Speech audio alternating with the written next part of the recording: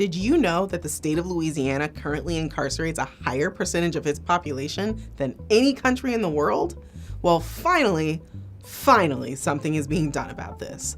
The governor signed not one, not two, but 10 bills that completely overhaul Louisiana's criminal justice system. We needed to be bold and think big and get smart on crime. And that's what they tried to do.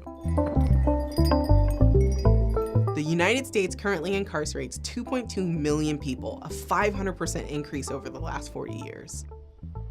And Louisiana has had the highest number of incarcerated individuals for the past 12 years.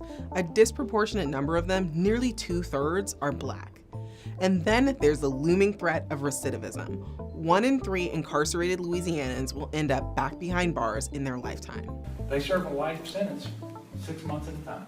These bills are aiming to change that. Known formally as the Justice Reinvestment Package, they cover a huge range of issues, from reducing sentences and extending parole eligibility to streamlining the re-entry process and creating a debt forgiveness program. That means fewer formerly incarcerated people will be punished for not being able to pay back debts such as child support or legal fees, which is a huge cause of recidivism in the criminal justice system. 70% of the money saved from these reforms, an estimated $184 million, will go directly to programs proven to reduce recidivism and support crime victims. This bill was a welcome change from the gridlock that so many states, including Louisiana, are experiencing today. It passed both the House and the Senate unanimously. The state predicts that their prison population will drop by 10% over the next 10 years. And because Louisiana's prison population is disproportionately people of color, these reforms will disproportionately benefit those communities. For a state where 1 out of every 86 adults is incarcerated, that's a huge number of lives affected.